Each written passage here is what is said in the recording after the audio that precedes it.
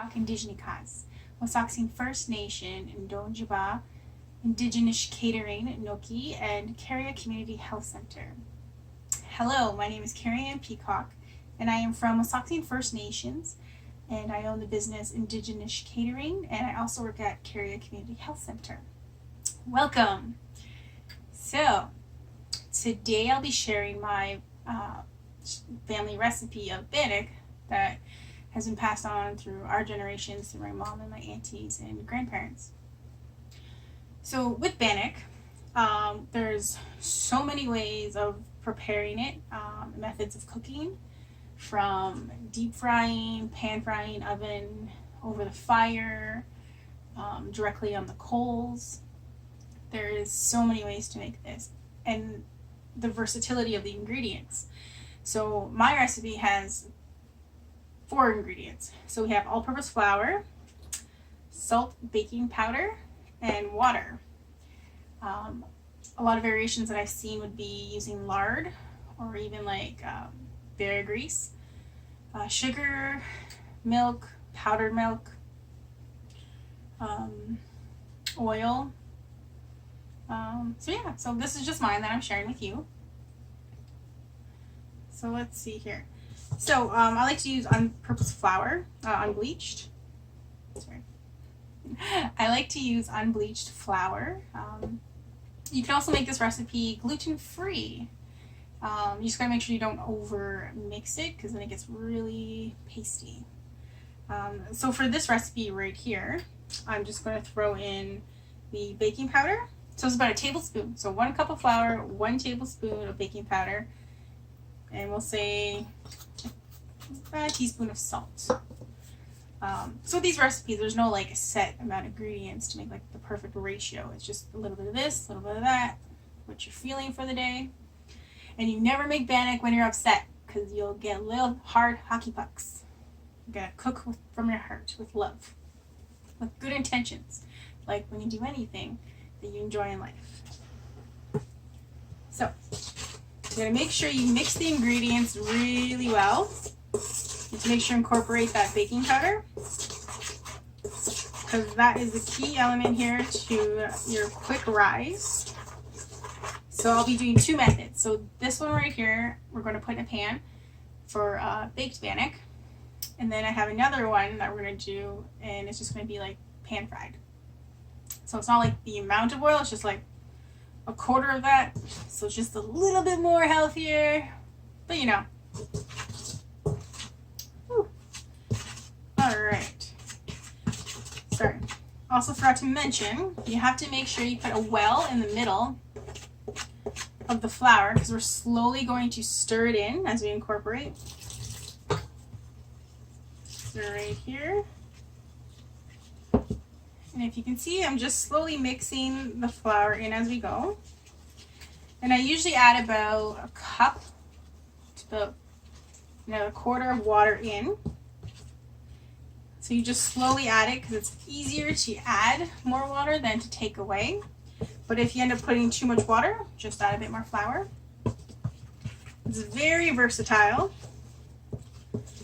So with this Bannock that I'm making, I'm actually going to be adding, whoops, someone dropped it, some strawberries and blueberries. So we got our odamin and our meen. And that is Anishinaabe word for those 2 berries. I figured it'd be perfect since this month of June is the strawberry moon, so odamin gizis, and we are celebrating our indigenous heritage for the month of June, so it's extra perfect. So for this, I did not add any sugar, because I believe the sweetness from the berries will give it that nice balance. So this is the consistency that I'm going for. It's kind of like a light little fluffy cloud. So I'm just going to dump all these berries in, because why not, right? More berries, less flour, so more healthier carbs. So even though Bannock is not healthy at all, but it is delicious, and anything in moderation is okay by me. by many dietitians that I've talked to. Moderation is key. We don't want to overdo it. So this is what our batter looks like. So then I have this non-stick lovely square pan. So I'm dumping this batter in. And depending on your baking pan, you might want to grease the pan and add a bit of flour so it doesn't stick. I'm just going to spread this around. Doesn't have to be perfect. See, there you go. So I preheat my oven to 400. The high heat will cause it to do a quick rise in the oven and bring out the fluffiness. There you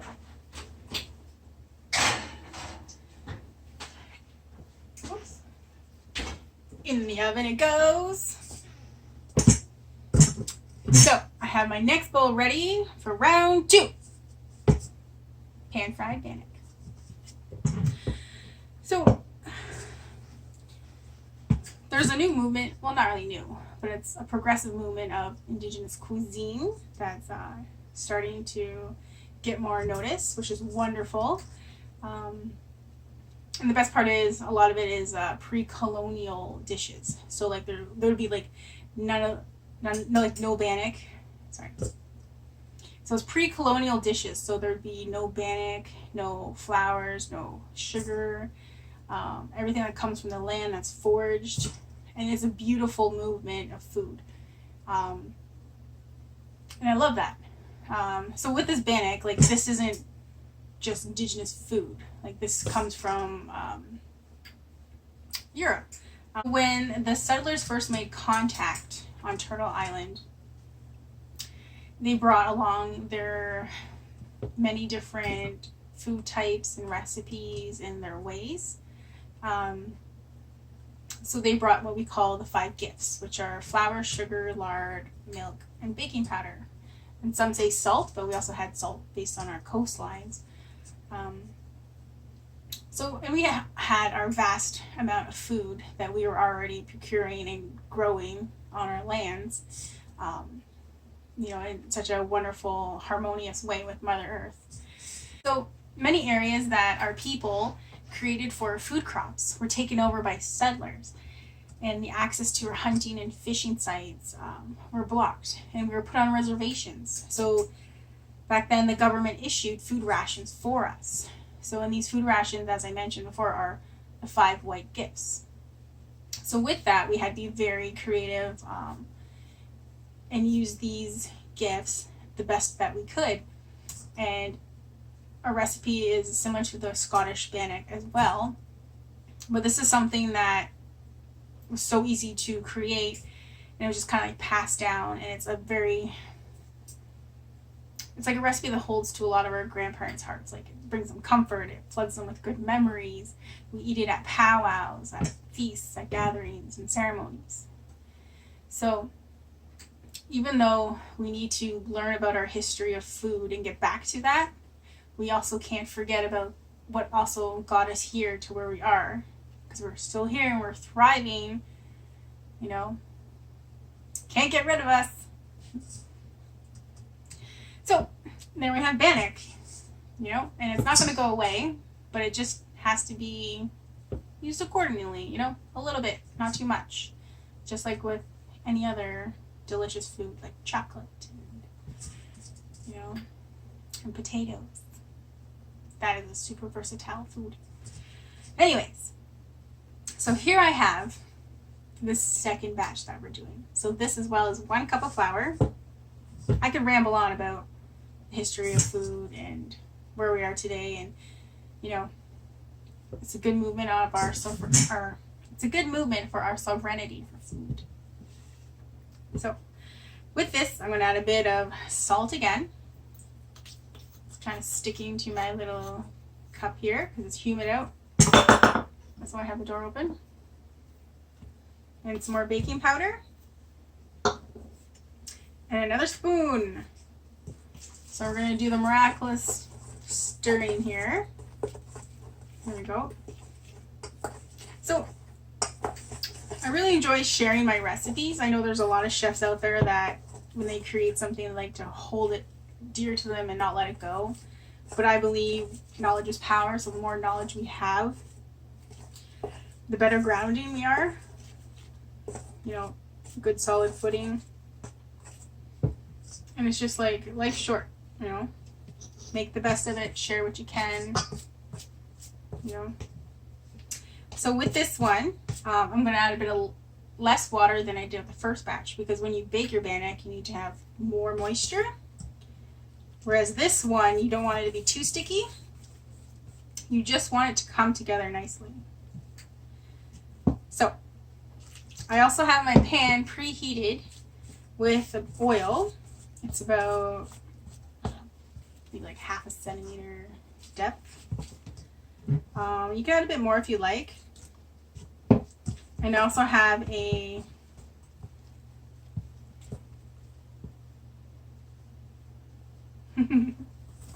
pan lid to go on top. Sorry, my brain paused. Okay. So this one, I just kind of mix it a bit faster. I think I put a bit too much water in. So I'm just going to add a bit more flour. Here's my flour container. Just going to scoop it with this, just a bit of salt in it. And then just sprinkle it on top, just enough to absorb the excess moisture. Sorry, excess moisture. Alright, so let's add a bit more. So this is what I meant by it's easier to add than to take away. And I ended up adding too much in the second batch. That is A-okay. So when this is done, normally I would dump it on a floured surface and like just kind of cut portions out. But through experience, I've learned that you just scoop and drop. Similar to dumplings, but Bannock style. It's less messy as well. So that's a bonus. Here. I hope everyone's having a good June. You know, everyone's keeping their distance, but still able to, you know, make best of the situation in a safe, kind manner. Because the world needs more love. Right? More love. Less judgments, less hate, less division, more love for each other and for Mother Earth. Right? So let's help bring in the strawberry moon by being all the sweetness that the world needs. Yeah. So this is what the dough looks like right now. So what I'm going to do is just like take a drop and put it in.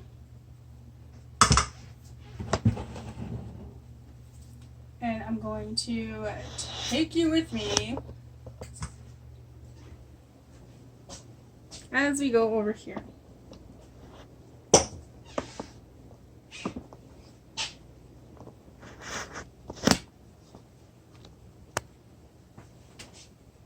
Woo! Probably left it on just a bit too long.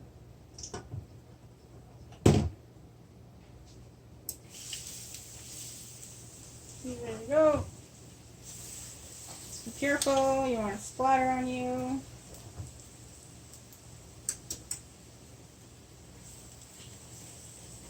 Always put it away from you.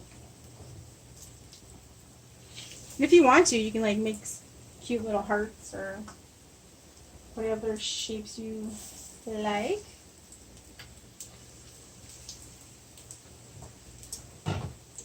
Let's see a little baby one in the middle. There we go. Whoops. And then you put your lid on, and then the steam will rise. The bread. I got my little tongs out.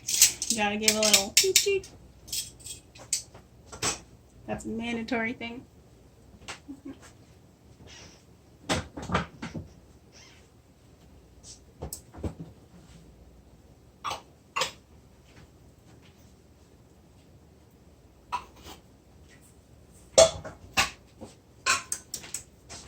right, and then we're gonna check our bannock in the oven. Ooh, smells delicious. It's rising nice and good. I have a burnt french fry in there.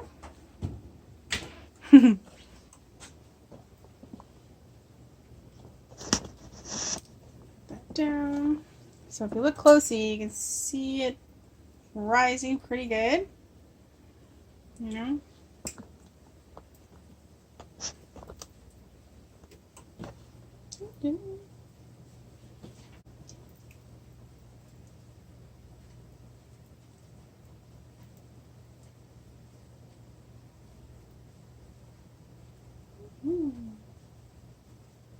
Yeah, so I'd like to know how you were brought up making bannock and how you feel about that. You know, comment below. It's always good to start a dialogue, especially about food and history. You know, and that's what brings everybody together. Food at the table, a picnic, and passing. You know, food can brighten someone's day, especially if you get hangry and you just need a snack, like an apple. Alright. So I'm just going to let a bit of steam escape. Because it'll start to have condensation on top, and then the water will drip down, and it'll cause the grease to get mad and start spraying everywhere. Careful about that.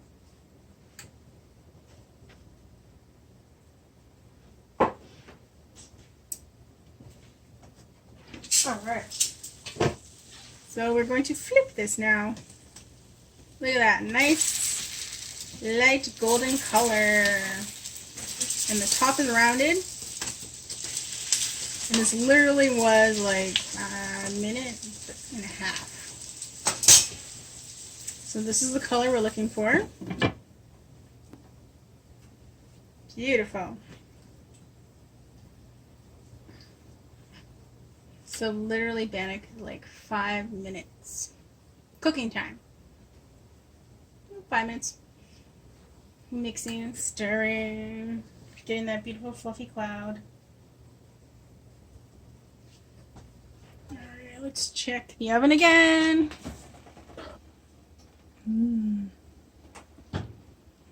That one's going to take a little while. Depending on how much you have in the oven, the size of your bannock, could be anywhere from 15 to 40 minutes. I usually make really large batches, and that takes at least 50 minutes.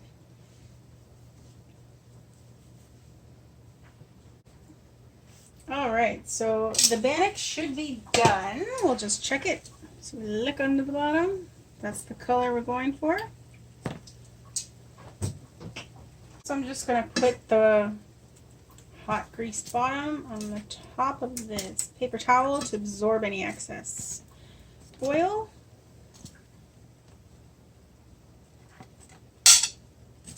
Sorry.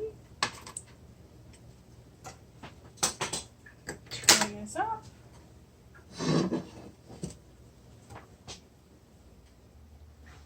All right. So we have our finished piece of bannock here. Beautiful, lovely, light golden color. So I'm just going to top this off with just a little drizzle of maple syrup. Okay, maybe it was a bit more little. It kind of came out really fast. But nonetheless, it will be delicious. So this is my family's version of bannock. Or fry bread. Or scone. So we're still waiting for the one in the oven, and that's probably going to take about 10 more minutes, but when that's done, I'll bring that out and show you.